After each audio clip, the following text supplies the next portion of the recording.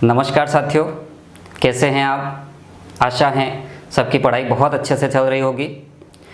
हमने सबसे पहले स्टार्ट की थी हमारी इस राजस्थान भूगोल की श्रृंखला में, और राजस्थान भूगोल की श्रृंखला में पहला टॉपिक हमने लिया था राजस्थान के भौतिक प्रदेश।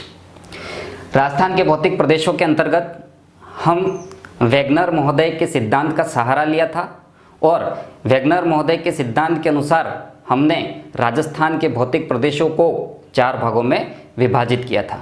राजस्थान के 4 भौतिक प्रदेश अरावली पर्वतमाला, पश्चिमी मरुस्थल, पूर्वी मैदान और दक्षिणी पूर्वी पठार थे।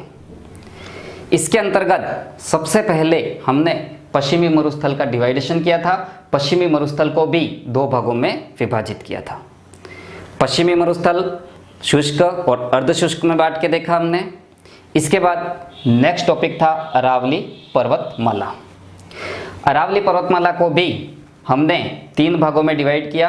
एक दक्षिणी अरावली पर्वतमाला, मध्य अरावली पर्वतमाला और उत्तरी अरावली पर्वतमाला। लास्ट टाइम हमने दक्षिणी अरावली पर्वतमाला को विभाजित करते हुए आबूखंड और आबूखंड के बाद हमने मेवाड़ अरावली के रूप में पढ़ा था। आबूखंड अपना कंप्लीट हो चुका था, मेवाड़ अरावली अपना चल रहा था, और लास्ट टाइम मेवाड़ अरावली के अंदर प्रमुख दर्रे अपन कंप्लीट कर चुके थे। अब उससे आगे मध्य अरावली के अंतर्गत अपन चलते हैं। चलिए, तो ठीक है, हम मध्य अरावली की ओर चल रहे हैं। मध्य अरावली के अंतर्गत देखिएगा, सबसे पहले राजस्थान के मैप पर अपन देखते हैं कि राजस्थान के मैप पे ये अरावली पर्वतमाला है, और उसमें हम चलेंगे मध्य अरावली पर। साथियों, मध्य अरावली को पढ़ने से पहले हम लास्ट टाइम जो मेवाड़ अरावली पढ़ रहे थे उसमें एक पहाड़ी का नाम आता है कुकरा की पहाड़ी। ये कुकरा की पहाड़ी आपकी यहाँ पर रहेगी। इस कुकरा की पहाड़ी की विशेषता या प्रश्न क्या बनता है, तो देखिएगा, कुकरा पहाड़ी का प्रश्न बनेगा कि ये जो कुकरा पहाड़ी है वो कौन सी अरावली में स्थित है या किन 2 अरावलियों को अलग करते हैं, इस टाइप में प्रश्न बनेगा। तो हमारे लिए ध्यान रखने योग्य बात है कि ये मेवाड़ व मेरवाड़ा को अलग करती हैं। हम इतिहास पढ़ते हैं तो देखते हैं कि अजमेर वाला पार्ट मेरवाड़ा के नाम से जाना जाता है, और इधर से ये उदयपुर और राजसमंद वाला क्षेत्र मेवाड़ के नाम से जाना जाता है। तो ऐसी स्थिति में ये मेवाड़ और मेरवाड़ा को अलग करने वाली पहाड़ियाँ हैं, जो दक्षिण अरावली को और मध्य अरावली को दोनों को अलग करती हैं। दूसरा प्रश्न आप ये भी जान लीजिए कि प्रॉपर अगर प्रश्न आ गया कि कुकरा की पहाड़ी कौन से जिले में है, तो ऐसी स्थिति में हम कौन सा डिस्ट्रिक्ट करेंगे, राजसमंद डिस्ट्रिक्ट करेंगे। ये दोनों बहुत ही महत्वपूर्ण चीज़ें थी। तो आइए हम और आगे चलते हैं। इस मध्य अरावली को मैं इस तरीके से शो कर लेता हूं, और ये मध्य अरावली हमारे यहाँ पर कंप्लीट होती है। हमने बात की थी कि अरावली प्रदेश के अंदर मध्य अरावली यहाँ से देवगढ़ से लगाकर सांभर तक विस्तृत है। तो ये हो गया देवगढ़ और ये हो गया सांभर। देवगढ़ और सांभर के मध्य यहाँ पर देवगढ़ हो गया और यहाँ पर हो गया सांभर हो गया। इसके मध्य एक ही जिले में फैली हुई अरावली का सबसे कम विस्तार हमें कौन से जिले में देखने को मिलता है, अजमेर डिस्ट्रिक्ट में। अब देखिए, इस मध्य अरावली से संबंधित क्या प्रश्न आज तक बने हैं या क्या कंसेप्ट इसका पूरा है, हम देखेंगे। तो सबसे पहले देवगढ़ की पहाड़ियाँ जो हैं उसके आसपास हम एक नदी देखते हैं। उसकी बात भी अपन पूर्वी मैदान में पुनः करेंगे, लेकिन इसके पास एक नदी, बनास नदी जो है वो लगभग इसी क्षेत्र से बहते हैं। इस मध्य अरावली का सबसे सर्वोच्च शिखर देखें तो पहले की जितनी भी परीक्षाएं हुई हैं उन परीक्षाओं के अंदर जिस उत्तर को राइट माना गया है वो है तारागढ़ पहाड़ी 873 मीटर। हालांकि अभी 12th की बुक में 870 मीटर हैं, चूँकि पहले ये प्रश्न 873 में राइट हो चुका है, मतलब हमको यही मान के चलना है। तो इस तरीके से हमारे द्वारा यहाँ पर पूरे क्लियरिटी के साथ हर चीज़ एनालिसिस के साथ आपके सामने आ रही है। तो निश्चिंत होकर पढ़िए, कॉन्फिडेंट होकर पढ़िए और अपने लक्ष्य को एक निश्चित मार्ग और निश्चित कर लीजिए। तो तारागढ़ पहाड़ी जो है वो तारागढ़ पहाड़ी कौन सी, तारागढ़ दुर्ग का नाम है और तारागढ़ दुर्ग जो है वो कौन सी पहाड़ी पर है, गढ़बिठड़ी पहाड़ी पर, गढ़बिठड़ी पहाड़ी। इससे जुड़ा हुआ इतिहास भी है। आप इतिहास देखते हैं कि रूठी रानी का महल भी तारागढ़ को कहते हैं, जहाँ जोधपुर के, जिसको मारवाड़ कहा जाता है, मालदेव की रानी रूठ कर आती है और रहती है। पृथ्वीराज के नाम, वाइफ के नाम पर इसका नाम तारागढ़ दुर्ग पड़ता है। ये इतिहास की बातें हुई, लेकिन हमारे लिए इम्पोर्टेंट है कि तारागढ़ जो दुर्ग हैं वो दुर्ग कौन से ज़िले में स्थित हैं, तो अजमेर ज़िले में। कौन सी पहाड़ी पर स्थित है, तो गढ़बिठड़ी पहाड़ी पर स्थित हैं। तो ये गढ़बिठड़ी पहाड़ी याद रखनी है आपको और तारागढ़ याद रखना है। इसके बाद हम यहाँ पर बात करें तो अजमेर के अंदर सबसे पहली बात कि अरावली का अरमान हम किसको कहेंगे, तो अरावली का अरमान कहेंगे अजमेर को। अरावली का अरमान अजमेर को क्यों कहते हैं, क्योंकि अजमेर के अंतर्गत अरावली का सबसे कम विस्तार है।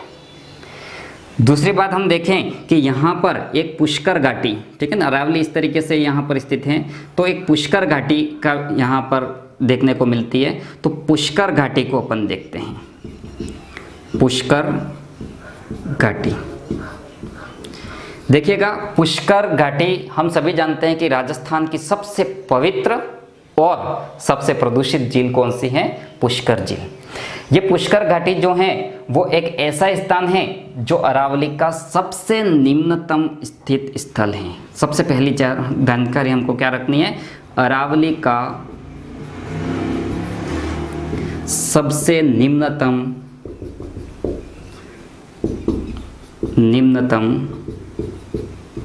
स्थल। कहने का तात्पर्य यह हुआ कि आपने देखा था दक्षिणी अरावली के अंदर कि सबसे ऊंची चोटी कौन सी है, तो दक्षिणी अरावली में हमने सबसे ऊंची चोटी देखी थी गुरु शिखर। इसी तरीके से यहाँ पर अपन ने ऊंची चोटी देखी तारागढ़, तो गुरु शिखर सबसे ऊंची चोटी है अरावली की। तो सबसे निम्नतम स्थान कौन सा है, तो पुष्कर घाटी सबसे निम्नतम स्थान है। फिर बात करते हैं कि इस पुष्कर घाटी को हम फूलों की घाटी भी कहते हैं, या यहाँ पर गुलाब की कृषि अधिक होने के कारण इसे गुलाब नगरी भी कहते हैं। तो ध्यान रखना है, गुलाबी नगरी और गुलाब नगरी में काफ़ी अंतर है। गुलाब नगरी हम कहेंगे पुष्कर घाटी को। इसके बाद यहाँ पर राजस्थान प्रसिद्ध एक झील है जिसका नाम है पुष्कर झील। इतिहास और भूगोल दोनों अलग हैं इसके पीछे। इतिहास बताता है कि पुष्करना ब्राह्मणों के द्वारा निर्मित झील पुष्कर झील है, जो राजस्थान की सबसे पवित्र झील है। किंतु भूगोल ये बताता है कि यहाँ पर जो झील बनी है वो झील ठीक उसी प्रकार बनी है जैसे हमने नक्की झील का उदाहरण लिया था, और जोड़ यहाँ पर ज्वालामुखी विस्फोट होता है और ज्वालामुखी विस्फोट के साथ इस तरीके से कड़ाई नुमा आकार, उल्टा या उल्टी टोपी नुमा आकार क्या हो जाता है, विस्फोट के साथ उठ जाता है। और ऐसी स्थिति में जब कालांतर में जल भर जाता है तो एक शब्द अपन ने पहले लिखा था क्रेटर और अब लिख रहे हैं काल्डेरा। ये दोनों ज्वालामुखी निर्मित आकृतियां हैं। क्रेटर छोटा रूप है और काल्डेरा बड़ा रूप है। तो हमारे यहाँ पर पुष्कर झील भौगोलिक दृष्टिकोण से किसका उदाहरण है, काल्डेरा झील का उदाहरण है, ज्वालामुखी निर्मित झील का उदाहरण है। फिर बात करते हैं कि इस झील से संबंधित सारी जानकारियां ले लें तो इस झील में कनाडा के आर्थिक सहयोग से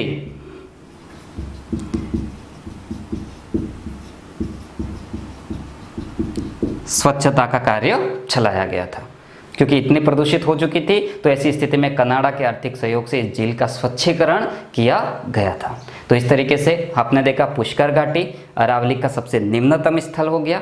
गुलाब की खेती के कारण गुलाब नगरी कहा। पुष्करना ब्राह्मणों ने इस झील का निर्माण कराया, किंतु भौगोलिक दृष्टिकोण में पुष्कर झील किसका उदाहरण है, काल्डेरा का उदाहरण है। तो हम यहाँ पर लिख सकते हैं काल्डेरा का उदाहरण, काल्डेरा का एग्जाम्पल।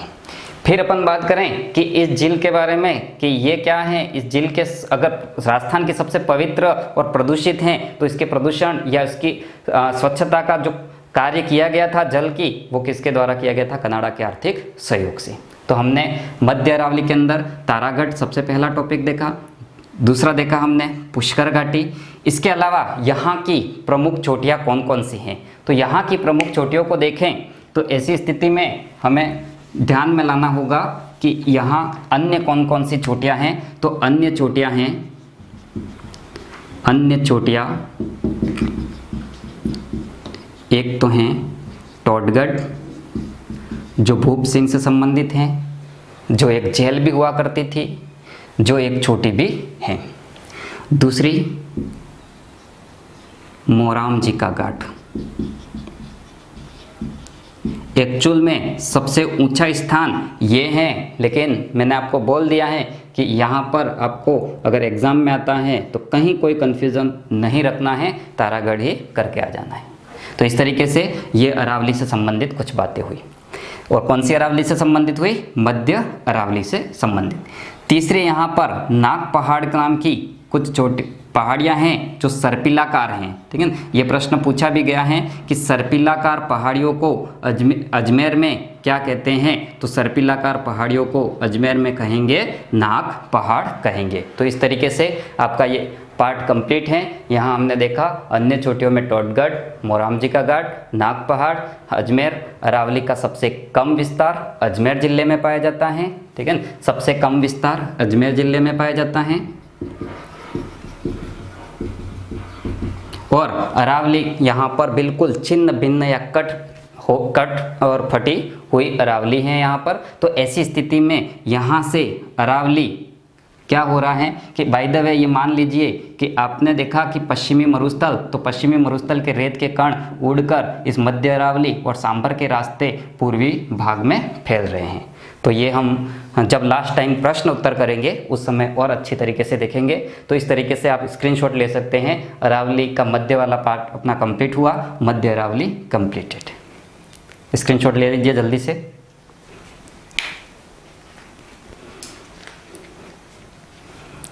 चलिए अब नेक्स्ट अरावली पढ़ते हैं अपन, उत्तरी अरावली।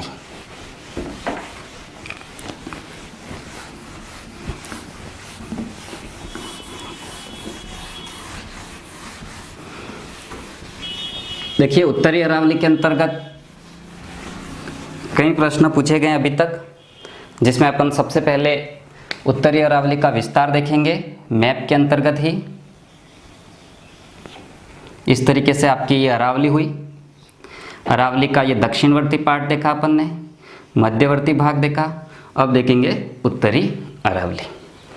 उत्तरी अरावली में सबसे पहला पॉइंट हमको कहाँ से कहाँ चलना है? सांभर से लगाकर खेतड़ी तक चलना है। तो देखिएगा हमारा जो टॉपिक है वो है उत्तरी अरावली। अब देखिए उत्तरी अरावली के अंतर्गत विस्तार कहाँ से कहाँ हो गया? तो सांभर से लगाकर कहाँ तक हो गया? खेतड़ी तक। सांभर कौन से जिले में आएगा? सांभर आएगा जयपुर जिले में, और खेतड़ी कौन से जिले में आएगा? तो झुंझुनू जिले में। चलिए आगे देखते हैं। इस अरावली को हम वापस से देखें तो ये हो गई उत्तरी अरावली। अब देखिए उत्तरी अरावली में किस तरीके के प्रश्न पूछे गए हैं। सबसे पहले ये झील कौन सी हो गई आपकी? सांभर झील हो गई। इसके बाद ये वाला स्थान कौन सा हो गया? खेतड़ी झुंझुनू। इस तरीके से यहाँ तक विस्तृत हैं ये आपके उत्तरी अरावली। मैं प्रमुख जिलों की बात करूं तो यहाँ से संबंधित प्रश्न अभी पूछे गए हैं। प्रमुख जिलों की बात करें हम तो सबसे पहले जयपुर, अलवर, झुंझुनू, दौसा, इन सभी जिलों के अंदर उत्तरी अरावली का विस्तार पाया जाता है। अब देखिए उत्तरी अरावली के अंदर हमें क्या क्या चीज़ें पढ़नी है, एक एक करके आते हैं। सबसे पहले हम बात कर लें सांभर की। देखिए मैंने अभी बात की थी कि सांभर के रास्ते इधर से देख लीजिएगा, एक है ये पुष्कर घाटी, पी लिख रहा हूँ, P फॉर पुष्कर घाटी और S फॉर सांभर। इन दोनों रास्ते ये रेत जो हैं वो उड़कर कहाँ पर आ रही है? पूर्वी मैदान में आ रही है।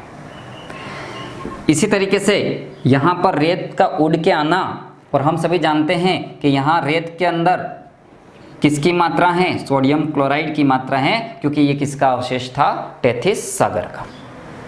तो ऐसी स्थिति में वो रेत के कणों के साथ सोडियम क्लोराइड भी उड़ के आता है, इसलिए यहाँ की जो लवणता आपको देखने को मिलती है वो 204 से 200 तक प्रति 1000 ग्राम देखने को मिलती है।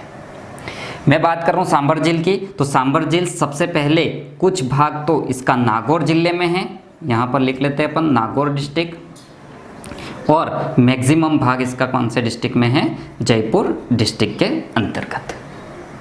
बाकी सांभर के बारे में इतिहास भी है, बाकी सांभर के बारे में हम ज्योग्राफिकल दृष्टिकोण से जब झील पढ़ेंगे तो देश की सबसे बड़ी उत्पादक, नमक उत्पादक झील के रूप में इसको पढ़ेंगे, नदियों के दौरान वापस से इस झील को पढ़ेंगे। तो अभी अपन संबंधित टॉपिक में आगे बढ़ते हैं। इस टॉपिक के अंतर्गत हमें सबसे पहले पढ़ना है बैराट। देखिए, अब बैराट से हमें 2-4 चीज़ें निकालनी है। सबसे पहले देख लीजिएगा कि बैराट क्या है, तो बैराट जयपुर में स्थित एक ऊंची चोटी है। बैराट जयपुर में स्थित एक ऊंची चोटी है। इस बैराट नामक स्थान से कौन सी नदी का उद्गम होता है? तो बाणगंगा नदी का उद्गम होता है। समझिएगा वापस से, बाणगंगा नदी का उद्गम कौन सी पहाड़ी से होगा? बैराट से होगा। और साथियों, ये बैराट वही हैं जिसको आप मत्स्य महाजनपद, इतिहास के अंदर जाएंगे आप महाजनपद काल आएगा, उसमें से एक महाजनपद था मत्स्य, और जिसकी राजधानी थी विराटनगर, और उसी विराटनगर को आप क्या कहते हैं? बैराट कहते हैं। तो देखिएगा, बाणगंगा नदी का उद्गम कहाँ से हो गया? बैराट से हो गया। कुछ इसके बच्चे मान्यता है कि यहाँ पर भीम आया था और उसको प्यास लगी तो अर्जुन ने अपने तरकस से बाण निकाल कर दे मारा, और बैराट से बाणगंगा नदी का उद्गम हो गया। तो देखिएगा, बाणगंगा नदी का उद्गम हुआ तो बाणगंगा नदी से संबंधित कुछ प्रश्न पूछे जाते हैं, जैसे केवलादेव घना पक्षी विहार से कौन सी नदी निकलती है? तो केवलादेव घना पक्षी विहार से निकलती है साथियों बाणगंगा नदी। इसके बाद इस बाणगंगा के अन्य नाम की बात करें तो बाणगंगा नदी के अन्य नाम कौन कौन से हैं? तो अन्य नाम है इसके अर्जुन की गंगा, अर्जुन की गंगा के बाद बाणगंगा, बाणगंगा नदी के बाद हम और देखें तो इसका नाम आजकल रुंठित नदी भी आ रहा है, और ये केवलादेव घना पक्षी विहार से प्रवाहित होती है। तो साथियों, हम एक सूत्र यहाँ पर हमेशा बताते रहते हैं कि अर्जुन के बाण से पक्षी रूठे, अर्जुन के बाण से पक्षी क्या हो गए? रूठ गए। अर्जुन के बाण से पक्षी रूठे, हमने कंसेप्ट लिया था बैराट। बैराट से कौन सी नदी का उद्गम माना जाता है? बाणगंगा। बाणगंगा नदी को किसने उद्भव किया? अर्जुन के तीर से हुआ। अब मान के चलिए कि अर्जुन ने अपने तरकस से जैसे ही बाण निकाला, उसने बाण कहाँ पर दे मारा? बैराट नामक स्थल पर। लेकिन हम ये सोचते हैं कि अर्जुन का निशाना पक्षी की आंख होती है, और अर्जुन ने जैसे ही तीर निकाला पक्षी क्या हो गए? रूठ गए। तो हम क्या कहेंगे? अर्जुन के बाण से पक्षी रूठे। नंबर 1 अर्जुन की गंगा, नंबर 2 बाणगंगा नदी, नंबर 3 पक्षी अभ्यारण्य, और केवलादेव घना पक्षी अभ्यारण्य से ही नदी प्रवाहित होती है, और चौथा इसका अन्य नाम है कौन सा? तो रुंठित नदी। तो इस तरीके से हम थोड़ा ब्रॉड पढ़ें तो कोई भी प्रश्न अपना बाहर नहीं जाएगा। आगे बात करते हैं, इस बैराट नामक स्थान पर आपका एक शिलालेख भी मिलता है। कौन सा शिलालेख साथियों? भाब्रू शिलालेख। और इस भाब्रू शिलालेख की बात करें तो ये आपको अशोक, मौर्य जो मौर्य वंश का शासक था अशोक, और अशोक के बारे में हमें जानकारी मिलती है कि अशोक ने बौद्ध धर्म अपनाया था, और उनकी जानकारी आज भाब्रू शिलालेख कोलकाता के संग्रहालय के अंदर सुरक्षित है। तो ऐसी स्थिति में भाब्रू शिलालेख से संबंधित आप इतिहास में और अच्छी तरीके से पढ़ेंगे कि क्या है अशोक ने क्या, अशोक का क्या नाम मिलता है, क्या इसकी और कहानी है, तो उसको पढ़ेंगे। अभी हमारे लिए ध्यान रखना है कि बैराट की पहाड़ी पर भाब्रू शिलालेख मिला, बैराट की पहाड़ी पर बाणगंगा नदी का उद्गम हुआ। इसके बाद यहाँ पर बात करें कि एक और पहाड़ी आती है रघुनाथगढ़। साथियों, रघुनाथगढ़ कौन से डिस्ट्रिक्ट में है? तो सीकर डिस्ट्रिक्ट में है। तो हम यहाँ पर एक डिस्ट्रिक्ट को और ऐड कर लेंगे, सीकर डिस्ट्रिक्ट। अब देखिए रघुनाथगढ़ है तो उसकी ऊंचाई कितनी है, 1055 मीटर, 1055 मीटर। अब 1055 मीटर ऊंची चोटी है तो 1055 मीटर ऊंची चोटी अन्य कोई भी नहीं है, और ऐसी स्थिति में अपन बात करें तो ऊंची चोटी है रघुनाथगढ़ उत्तरी अरावली की सबसे ऊंची, उत्तरी अरावली की सर्वोच्च चोटी। सर्वोच्च चोटी कौन सी हो गई, रघुनाथगढ़। फिर बात करते हैं एक यहाँ पर और देखें तो खंडेला की पहाड़ी है, और साथियों इस खंडेला की पहाड़ी से एक प्रश्न पटवारी जैसे परीक्षा में पूछा जा चुका है। क्या प्रश्न था, आइए जानते हैं। तो इस खंडेला की पहाड़ी से एक नदी का उद्गम होता है, और देखते हैं कि भाई द वे ये कोई पहाड़ी है और उस पहाड़ी से इस नदी का उद्गम होकर जा रही है। तो उस नदी का नाम तो है साथियों कातली नदी, और इस पहाड़ी का नाम कौन सा है, तो खंडेला की पहाड़ी। और खंडेला की पहाड़ी कौन से डिस्ट्रिक्ट में है, सीकर डिस्ट्रिक्ट में।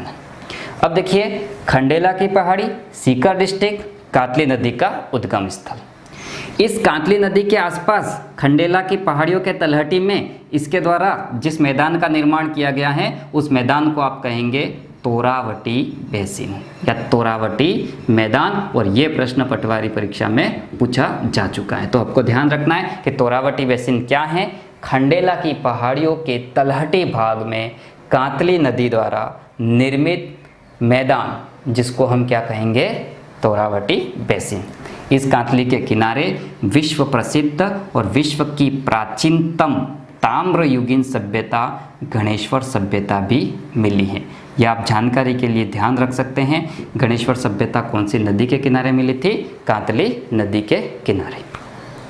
तो इस तरीके से हमने अरावली के अंतर्गत क्या क्या चीज़ें महत्वपूर्ण देखी। सबसे पहले वापस से बात करते हैं सांभर झील नागौर और जयपुर 2 डिस्ट्रिक्ट में विस्तृत हैं।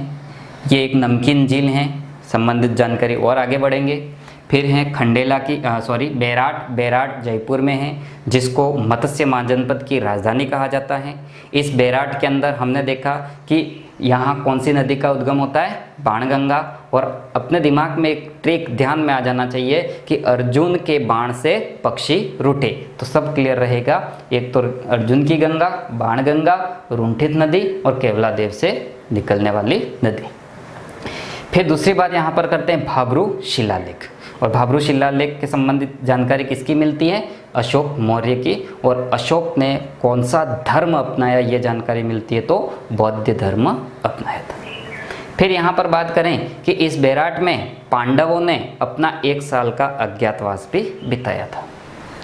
फिर बात की अपन ने रघुनाथगढ़ उत्तरी अरावली की सबसे ऊंची चोटी, खंडेला की पहाड़ी जहाँ से कौन सी नदी निकली, कातली नदी निकली, और इसके द्वारा जो मैदान बना दिया उसको अपन ने कौन सा बेसिन कहा, तोरावटी बेसिन कहा। तो साथियों यहाँ तक क्लियर है अपना उत्तरी अरावली पर्वतमाला। इसके बाद हम आगे की ओर नेक्स्ट देख रहे हैं अरावली की प्रमुख विशेषताएं, और अरावली के अलावा राजस्थान में कहाँ कहाँ कौन कौन सी पहाड़ियाँ हैं, उसकी क्या विशेषताएं हैं, उस टॉपिक को अपन लेते हैं कि अरावली की प्रमुख विशेषताएं और अरावली से संबंधित बिखरी हुई पहाड़ियाँ। तो इसका स्क्रीनशॉट ले लीजिएगा